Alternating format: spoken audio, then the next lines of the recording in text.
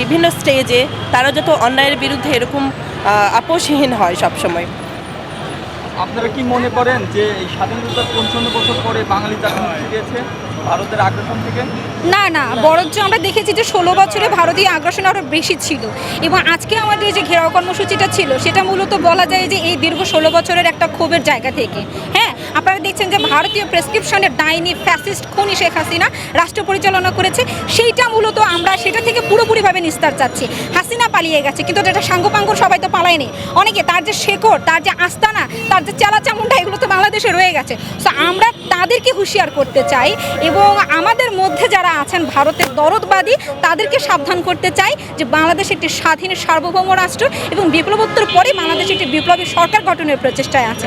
So এই জায়গা থেকে যারা ভারতের মদতদাতা, যারা ভারতের দরদি, যারা ভারতের প্রতি দয়ামায় মানে একেবারে আবেগপ্রবণ হয়ে যান, তাদের বিরুদ্ধে আমাদের হুঁশিয়ার, তাদেরকে সাবধান হতে হবে। গত ১৬ বছর ১৭ বছর কি যেহেতু বাংলাদেশ একটি মুসলিম কান্ট্রি, দেশের অধিকাংশ মানুষ কিন্তু মুসলমান, তারা কি তাদের ধর্ম ঠিকঠাক পালন করতে পেরেছে অন্যান্য ধর্মদের মধ্যে? আপনার কি মনে হয়? দেখেন, পিনাকি দাদাকে যেন পররাষ্ট্র মন্ত্রণালয়ের উপদেষ্টা বানানো হয়, দেখবেন সব কিছু ঠান্ডা হয়ে যাবে। আইন মন্ত্রণালয় থেকেও মানে আইন উপদেষ্টাকেও চেঞ্জ করা দরকার। উনি হচ্ছে সুপার উত্তম। আইন উপদেষ্টা তো জুলাই আন্দোলনেও ছিল এবং তিনি তো দীর্ঘদিন আচ্ছা, অনেকেই তো আছে রূপ ধরে আসে ভাইয়া। খুনিও তো হাদির রূপ ধরেই আসছে তার দলের লোক হয়ে। এখানে বুঝবেন কিভাবে যে কে আছে রয়ের দালাল, কে আওয়ামী লীগের দালাল, কে বিএনপির দালাল। সবাই তো আমাদের সাথে মিলেমিশে থেকে আমাদেরকে পিছন দিক দিয়ে হত্যা করতেছে। আসিফ নজরুলকে আমরা বিশ্বাস করি না। যদি হয়তো তাহলে এত বড় ঘটনা ঘটতো না। তাহলে খুনিরা ছাড়া পায় কিভাবে আপনিই বলেন? মোহাম্মদপুরে ডাকাতি সময় তাকে গ্রেপ্তার করার পর ছেড়ে দেখে। আসিফ নজরুলকে অনেকদিন ধরে আমরা সন্দেহ করতেছি, কিন্তু এতদিন কিছু বলিনি। যে প্রত্যাশা নিয়ে জুলাই আন্দোলন করেছিলেন, এই এক বছরে কতটুকু পূরণ হয়েছে? না, ওভাবে আমরা কিছুই করতে পারিনি। শুধু বিচ্ছিন্ন কয়েকটা ছাড়া, যেমন ফেলানি রোড করা হয়েছে, এইটুকুই হাতে পা। কিন্তু আমাদের যে আওয়ামী লীগে যে গ্রেপ্তার করা, হাসিনাকে ফিরে আনা, এগুলো তো কিছুই হচ্ছে না। বরং খুনিরা আরও ছাড়া পেয়ে যাচ্ছে। যেটুকু প্রত্যাশা করছি তার 80% হয় নাই, 20% হয়েছে।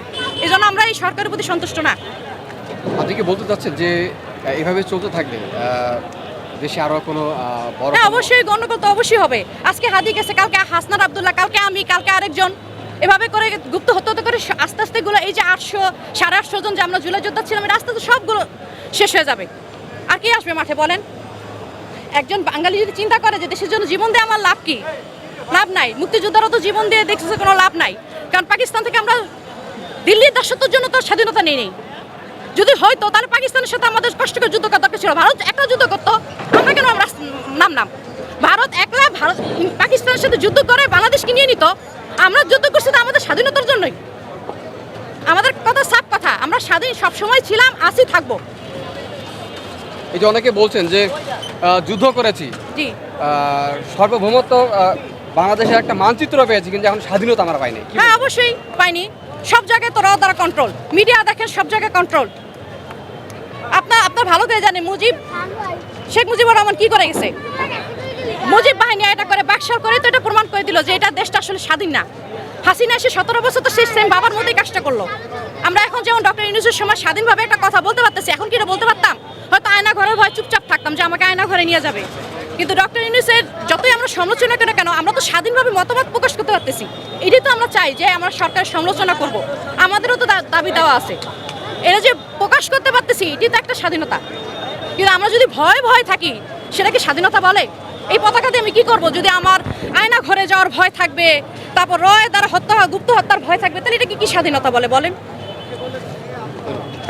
ঠিক আছে, ভেবেছিলাম 5 আগস্টের পর হয়তোবা আমরা স্বাধীন হতে পেরেছি, কিন্তু আমাদের সেই ধারণাটা ভারত আবারও প্রমাণ করে দিল। আমাদের বিপ্লবী জুলাই যোদ্ধা, আমাদের অন্যতম আইকন হাদি ভাইকে তারা ভারতের রয়ের মাধ্যমে গুলি চালিয়ে, এবং কি আমাদের যে শহীদ আবরার ফাহাদ ভাই সহ এদেশে আরও অনেক বড় আমাদের মেধা শূন্য করার তারা যে একটা চক্রান্ত চালাচ্ছে, তাই দেখে আজকে ছাত্র জনতা আবারও জেগে উঠেছে। আমরা ভারতের আগ্রাসন থেকে এদেশের মুক্তিকামী মানুষ আবারও মুক্তি চায়। সেই লক্ষ্যে আজকে আমাদের এই কর্মসূচি। আমরা যে ভারতীয় কমিশন যা দূতাবাস সেটি ঘেরাও করার কর্মসূচি নিয়েছিলাম। আপনার ব্যক্তিগত কোনো মত আছে কিনা এই যে আজকের যে আন্দোলন, সেই সাথে পরবর্তীতে আপনাদের কোনো কর্মসূচি আছে কিনা? অবশ্যই আমাদের কর্মসূচি প্রত্যেক দিনেই থাকবে। আমাদের যে ছাত্র সমাজ সম্পাদক জুবাইর ভাই যিনি বলেই গেছেন যে আমাদের কর্মসূচি প্রতিদিনই থাকবে, কিন্তু সেটা আপনার ধীরে ধীরে আরও বাড়বে এর তীব্রতা। যদি কোনো এর মধ্যে আজকের কর্মসূচির মধ্যে দিয়ে ভারতের দূতাবাস থেকে যদি কোনো রকম আমাদের ফিডব্যাক না আসে পররাষ্ট্র মন্ত্রণালয়ের মাধ্যমে, তাহলে আমাদের আরও কঠিন কর্মসূচি নিয়ে আমরা সামনে জুলাই যোদ্ধা সহ এদেশের ছাত্র জনতা, তৌহিদি জনতা আবারও রাস্তায় নেমে পড়বে। এবং কি আপনারা শুনেছেন যে আমরা পরবর্তী যে কর্মসূচি সেটা আরও কঠিনতম কর্মসূচি হবে। প্রয়োজনে আমরা সেক্ষেত্রে আমরা অস্ত্র হাতে নিতেও বাধ্য হব। সবাই বিশেষ করে যারা সন্ত্রাস এবং আমরা স্বৈরাচার বলি বা যেটাই বলি না কেন, পৃথিবীতে তো অনেক দেশ আছে, সব দেশ নাচ গিয়ে ভারতে কেন আশ্রয় নিচ্ছে? ভারত আসলে নিকৃষ্ট একটা দেশ।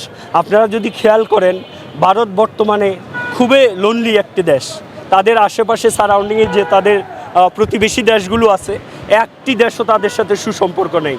নেপাল বলেন, ভুটান বলেন, মায়ানমার বলেন, এদিক দিয়ে চায়না বলেন, পাকিস্তান বলেন, হ্যাঁ সর্বশেষ বাংলাদেশের সাথেও তারা তাদের যে জুলুম, নির্যাতন এবং গুপ্তচর নিয়োগের মধ্য দিয়ে বাংলাদেশকে মেধাশূন্য করার যে একটা চক্রান্ত নির্লক্ষা করতেছিল, সেক্ষেত্রে বাংলাদেশের জনগণ এখন ফুঁসে উঠেছে।